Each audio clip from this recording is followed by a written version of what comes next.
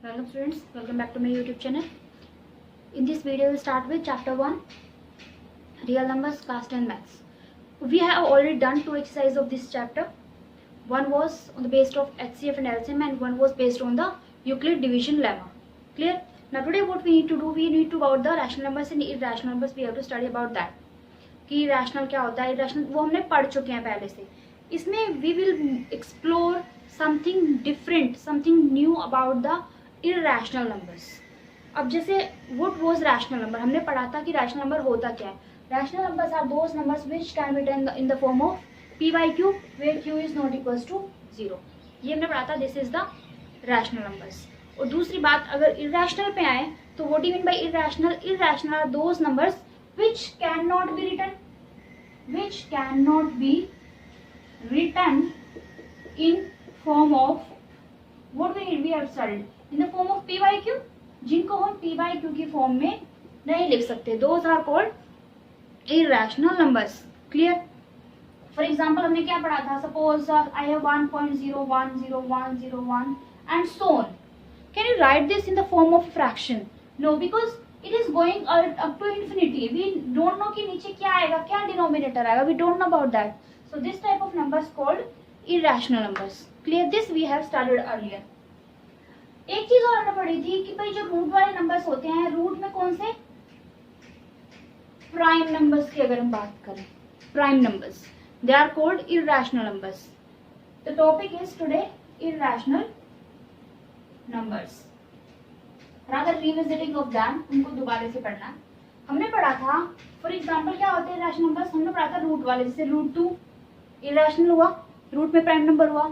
Again root 3 irrational हुआ, root 4 because root 2 is what, 1.414 and so on. we cannot write this number in the form of p by q. similarly root 3 is again 1.732 and so on. we don't know the exact value of root 3 clearly, but we cannot say that root 4 is a irrational number. why? because root 4 is nothing but equals to plus minus 2. so this is can be written as 2 by 1 or 10 to minus 2 by 1. so this we can write in the form of p by q. so root 4 is not a rational number. this we have studied. similarly if we talk about root 5, again this is a irrational numbers. ठीक है, तो root में अगर prime numbers हमारे पास आते हैं, they are called irrational numbers. अब हमें पढ़ना है, हमने बोल तो दिया कि they are irrational. Here we have to prove that root 2, root 3, root 5, root 7, root 11 they are irrational numbers. we have to prove those results that जो रूट में प्राइम नंबर्स हैं, these are rather irrational numbers. this we need to prove today. clear? हम root 2 का देखते हैं, उसके बाद बाकियों का देखेंगे. ठीक है, उससे पहले हमें एक थ्योरम पढ़नी है. actually it's a theorem. we are not supposed to do the derivation or proof of this theorem. we just need to quote the result while proving our root 2, root 3, root 5 are irrationals. ठीक है, सिर्फ result हमको coat करना है. This आपको ये याद रखना, that you should be remember this. क्या कहता है जनरली अगर मैं बात करूं, वो कहता है कि लेट, जो मेरे पास थ्योरम कहती है, let p be any prime number. कोई मैंने प्राइम नंबर ले लिया p. क्लियर है? वो क्या कहता है, वो कहता है if p divides a square. मैंने ऐसे लिखा है p डिवाइड्स a स्क्वायर. आपको इंग्लिश में लिखना है, इंग्लिश पढ़ने का शौक है तो आप इंग्लिश में लिख लो. If p divides a square then क्या बोलता है, then p will also divide a where a is what, a is any positive integer. a is what, a is any positive integer. अब इसका मतलब क्या है कहने का, जो मैंने लिखा, let a b be any prime if p divides a square then p also divides a. क्या मतलब है, लेट p बी एनी, अगर आपको उसका मतलब समझाऊं, दैट इज p कोई भी प्राइम नंबर ले लेते हैं, लाइक सपोज p इज 3. मैंने p ले लिया 3. p divides a square. a मैंने क्या लिया, a is any positive integer. Let suppose a is what, तो इफ p को मैंने 3 लिया है, सो 3 डिवाइड्स, सपोज मैंने 9 स्क्वायर लिया, 9 स्क्वायर लिया मैंने. अगर 3 9 स्क्वायर को डिवाइड करता है, इसका मतलब क्या हुआ कि 3 9 को भी डिवाइड करेगा। बात समझ में आ रही है? अगर 9 स्क्वायर को 3 ने डिवाइड कर दिया, हो जाएगा 9 स्क्वायर 3 से divide, this is nothing but 81 और 81 27 सा, तो ये क्लियरली कट गया, 3 पे कटता है। तो वो कहता है कि अगर किसी नंबर के स्क्वायर को कोई प्राइम नंबर डिवाइड करता है तो स्क्वायर को बात छोड़ो, अगर वो नंबर इटसेल्फ भी आ जाए तो भी वो प्राइम नंबर उसको डिवाइड करेगा ही करेगा। बात समझ में आती है? So this result we need to quote while proving my √2, √3, √5, √7, √11 anything √13 किसी का भी कर लो यार, √29 आपको सबका सेम आपका आंसर आएगा। So that we need to prove, but remember we need to quote this result while proving my result. So just have a look of this. Now what is question today? Question is we have to prove, question ऐसा आएगा, prove that √2 is an irrational number. Clear है कैसे आएगा? √2 is an irrational number. This you need to prove. ठीक है, देखिए here we go for this question, how to prove that √2 is an irrational number. कैसे prove करना है हमको? prove that √2 is irrational number. कैसे करेंगे? देखिए बहुत सिंपल है, एक का समझ में आ गया तो √3, √5, √7 सबका आप इजिली कर सकते हो। √2 इज इरैशनल नंबर, इसे हम कॉन्ट्रडिक्शन से मान के चलते हैं कि एक इरैशनल होकर रैशनल है। ठीक है, हम प्रूफ करेंगे कि जो मैंने मान के चली, मैं सपोज मैंने कोई चीज को बोला कि नहीं भाई मेरे हिसाब से चीज ठीक है, और मैंने लास्ट में जाके अब खुद ही बोल दिया कि नहीं ये गलत है, तो जो मेरी स्टेटमेंट थी वो फॉल्स हो गई। So likewise we are going to do this question also, we are doing this by the contradiction method, that हम we will assume that it is an irrational number rather and will prove at the end that it is not a irrational number. Clear? अब कैसे करना है? हमें prove करना है it is an irrational. तो suppose √2 is a हम rational मान के चलते हैं, it is a rational number. क्या मान के चलिए मैं कि √2 क्या है? एक रैशनल नंबर है। क्लियर है? Now what? अगर रैशनल है, so this implies √2 can be written as in the form of some r/s की फॉर्म में हम इसको लिख सकते हैं। ऑब्वियस सी बात है, अगर रैशनल हुआ है तो p/q या a/b कुछ भी फॉर्म में हम फ्रैक्शन की फॉर्म में लिख सकते हैं, where s is not equals to 0। ठीक है, मान लिया। नाउ लेट क्या r/s, r और s, जो मेरे पास दो नंबर्स हैं r and s have other factor यानी या one more factor other than itself। क्या मतलब है इस चीज का? Let r and s one more factor than itself, ऐसे ना लिख के, जैसे आपकी बुक में दिया होता है ऐसे ना लिख के आप क्या लिखो? आप लिखो where r and s are non coprime numbers. अब कोप्राइम तो आपको पता है, नॉन कोप्राइम कोप्राइम क्या होते हैं? रादर कोप्राइम नंबर्स होते हैं क्या? जैसे 2,3 क्या है? ये कोप्राइम नंबर्स हैं, इनको हम फर्दर डिवाइड नहीं कर सकते। अगर मैं ऐसे लिखता हूँ this can not be divided further, ये हो गया आपका कोप्राइम नंबर, जो HCF इज 1। ठीक है, ये होता है कोप्राइम नंबर्स। तो मैं मान के चलती हूँ where r and s are non coprime numbers. Non coprime numbers है तो इसका मतलब है, सो दिस इंप्लाइज व्हाट?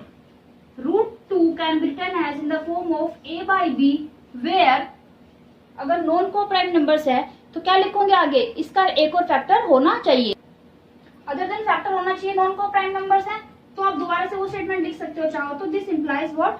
कि जो r और s है उनके पास have other factor, have one more factor other than one, कि 1 के अलावा भी आपका एक और फैक्टर उसका है, और उस फैक्टर से डिवाइड करने के बाद r और s को मेरे पास क्या बचता है? a/b बचता है। कहने का मतलब क्या है इसमें? कहने का मतलब इसमें ये है, देखिए इधर, कि सपोज मैंने कोई भी नंबर मेरे पास था 2/4, ये मैं सिर्फ समझा रही हूँ, क्या नंबर था मेरे पास, सिर्फ 2/4 था, इसको मैंने कैंसिल आउट कर दिया, अब क्या बचा 1/2, मैंने किससे कैंसिल आउट किया, मैंने 2 से कैंसिल आउट किया, 2 1 2 2 2 4, अब आंसर आया 1/2। क्या अब इसको हम फर्दर डिवाइड कर सकते हैं, नो नहीं कर सकते, तो वो जो ये 2 है वही मैंने इससे डिवाइड कर लिखा है कि 2 से मैंने RS को डिवाइड कर दिया and we are left with A/B। बात समझ में आ रही है कि अब ये A/B को मैं फर्दर डिवाइड नहीं कर सकती, R/S was in the form of 3/6 और मैंने इसे 3 से डिवाइड करने के बाद लिख दिया A/B की फॉर्म में विच इज नाउ 1/2। बात तो एक ही है, तो मैंने लिखा यहाँ पे where RS are coprimes और RS coprime non coprimes का मतलब क्या था, where one more factor other than 1 we have. ठीक है, अब क्या आ गया, अब मेरे पास आ गया A/B, now A and B are coprime numbers, अब मैं इनको फर्दर डिवाइड नहीं कर सकती। बात समझ में आई, क्या लेना है आपने, सपोज मेरा कोई रैशनल नंबर मैंने इसको मान लिया, that can be in the form of R/S where R and S are non coprime numbers, non coprime में मतलब 1 के अलावा भी उनका और कोई फैक्टर होगा, उस फैक्टर से मैंने नंबर को डिवाइड करके लिखा A/B। ठीक है, अब A और B जो हो गए वो हो गए को प्राइम नंबर्स, अब उनको हम फर्दर डिवाइड नहीं कर सकते। अगर नो को प्राइम नंबर्स हो गए, so this implies we can write this A is equal to √2B, cross multiply कर दो बॉस, कर सकते हैं, A can be done as √2B। ठीक है, अगर मैं इसका स्क्वायर हटाऊं तो स्क्वायरिंग बोथ साइड करने के बाद A² इक्वल्स टू 2B², ये बात समझ में आती है, A का होगा A², √2 will cancel out, this square only 2 and B का हो जाएगा B²। So this we are taking equation 1। यहाँ तक समझ में आया, क्या किया, रैशनल लिया, नॉन को प्राइम माना, फिर उसका एक और फैक्टर था उससे डिवाइड करने के बाद को प्राइम बना लिया, इस फॉर्म में A/B की फॉर्म में आ गया। Now just cross multiply and squaring both sides, so A² is nothing but twice of B²। ठीक है, ये हमने क्वेश्चन 1 मान लिया। ठीक है, अब क्या करना है, अब मेरे पास है A² is nothing but 2B², so this implies what, this implies that my B² can be written as A² divide by 2। लिख सकते हैं, इसको लिख सकते हैं, B², 2 को नीचे ले आऊं तो B² is nothing but A² divide by 2। अब 2 ऐसा नंबर है, 2 इज ए प्राइम नंबर, पता है। अब आओ इस लेमा पे, इस थ्योरम पे अपने, ये जो थ्योरम है हमने क्या कहा था, अगर कोई प्राइम नंबर मेरे पास है और वो प्राइम नंबर किसी A² को डिवाइड करता है, इसका मतलब क्या हुआ कि वो प्राइम उस A को भी डिवाइड करेगा। अब देखो 2 प्राइम नंबर है, A² को डिवाइड कर रहा है, so this implies what, this implies 2 will also divide what, 2 will also divide 2 नहीं A, it will divide A also by this theorem। आप ये रिजल्ट यहाँ पे कोट करोगे, इस थ्योरम से हम कह सकते हैं B² equals to this 2 will also divide A, ये हो गया हमारा। अब अगर ये A को डिवाइड करता है, इसका मतलब क्या हुआ, अगर ये A को डिवाइड करता है तो इसका मतलब क्या हुआ, this implies can I write A is nothing but some multiple of 2। मुझे ये बताओ क्या हम लिख सकते हैं, अगर 2 A को डिवाइड करता है, क्या हम लिख सकते हैं A इज इक्वल, डिवाइड कर रहा है इसका मतलब वो उसका मल्टीपल है यार, खुद सोचो ना, अगर 6 को 2 डिवाइड करता है, इसका मतलब can't we say that 6 is a multiple of 2, exactly we can say, because क्या आता है 2 1 2 2 2 2 2 4 and 2 3 6, तो अगर 6 को 2 डिवाइड कर रहा है तो इसका मतलब 6 उसका मल्टीपल हुआ ना। तो वही बात है कि मैंने अब इसको क्या लिख लिया कि वो उसका एक मल्टीपल होगा, 2 का एक मल्टीपल होगा, C is any positive integer again. ठीक है, अगेन स्क्वायरिंग अगर मैं बोथ साइड कर दूं तो यहाँ से क्या आता है, A² is equals to 4C²। आ गया, ये इक्वेशन नंबर 1 थी, इसको हम मान लेते हैं 2। ठीक है, अब 1 और 2 में अगर आप देखो A² यहाँ से कितना आया, 2B² आया है, और यहाँ से A² कितना आया, 4C² आया है। इसका मतलब क्या हुआ, if we equate 1 equal to 2, तो यहाँ से आएगा 2B² is equals to 4C²। Clear है, दिस विल कैंसिल आउट और यहाँ से आएगा B² is equals to 2C² and this implies again what, C square can written as B square divide by 2 लिख सकते हैं। और फिर से ये थ्योरम अगर मैं लगाऊं, 2 अगेन प्राइम नंबर है, बी स्क्वायर को डिवाइड कर रहा है, तो अगेन कैन आई से 2 will also divide क्या, also divide b by the same theorem जो मैंने ऊपर लिखी है। क्लियर है बात, समझ में आ रही है क्या किया। अब देखो क्या है, यहाँ से प्रूफ क्या था कि 2a को डिवाइड कर रहा है, और यहाँ से भी प्रूफ क्या था कि 2b को भी डिवाइड कर रहा है। बट मान के क्या चले थे कि a और b कैसे हैं, को प्राइम है, और को प्राइम क्या होता है, जिनका खुद 1 के अलावा कोई और फैक्टर नहीं होता। But here we have proved कि यहाँ पे क्या हुआ, इनका 2 भी एक फैक्टर होगा। तो इसका मतलब क्या हुआ कि ये जो हमने माना था कि a और b क्या है, को प्राइम है, that is a contradiction. So this implies what, a, b are not coprime, तो वो को प्राइम नहीं हुए। बात समझ में आ रही है। देखो a को भी डिवाइड कर रहा है, b को भी डिवाइड कर रहा है, this implies a and b are not coprime, और को प्राइम नहीं है तो this implies what, √2 is not a rational. बात समझ में आ रही है, which is a contradiction, which is a contradiction to our assumption. बात समझ में आई, क्या हुआ, तो √2 इज नॉट ए रैशनल, और अगर वो रैशनल नहीं हुआ तो इसका मतलब क्या हुआ, √2 इज इरैशनल। बात समझ में आई। This is your how to prove a rational number और ए इरैशनल नंबर। तो रैशनल इरैशनल प्रूव करना होता है, सबसे पहले रैशनल मान के चलो, मानो कि उसका कोई और फैक्टर होगा 1 के अलावा, फिर ले लो कि उस फैक्टर से डिवाइड करने के बाद मेरे पास नंबर्स कैसे बचते हैं, को प्राइम बचते हैं। स्क्वायरिंग बोथ साइड करो और यहाँ से थ्योरम लगा दो कि यहाँ से कोई एक फैक्टर उसका आता है, फिर से अगर वो फैक्टर है तो उसका मल्टीपल भी होगा, अगेन स्क्वायरिंग बोथ साइड करो और फिर से प्रूव कर दो कि वो दूसरे वाले का भी फैक्टर होगा। और फिर बट हम मान के चले थे कि नंबर्स कैसे को प्राइम है, को प्राइम हुआ, इसका मतलब क्या हुआ, वो नोट को प्राइम नहीं है, क्योंकि एक और फैक्टर हमने ढूंढ लिया है उसका। इसका मतलब क्या हुआ कि वो इसका एक रैशनल नंबर नहीं है, और हमारी जो अजम्पशन जो हम मान के चले थे वो गलत है, और जो गिवन नंबर रूट में है वो एक इरैशनल नंबर ही होगा। बात समझ में आती है। This was your how to prove √2 and √2 is an irrational number. Clear है, fine. The next video we will see exercise, next exercise जिसमें हमें √5 प्रूव करना है कि वो रैशनल नंबर होगा कि इरैशनल नंबर नहीं होगा। बट याद रखो बच्चा, we have to code this result. मैंने यहाँ पे लिखी है, बट ये रिजल्ट आपको यहाँ पे जब आप लिखोगे ब्रैकेट में मैंने थ्योरम लिख दिया है, you have to code this result, आपको ये बताना पड़ेगा, otherwise you will lose your marks. Clear है। Now in the next video will start with √5 is rational number, irrational number आधा।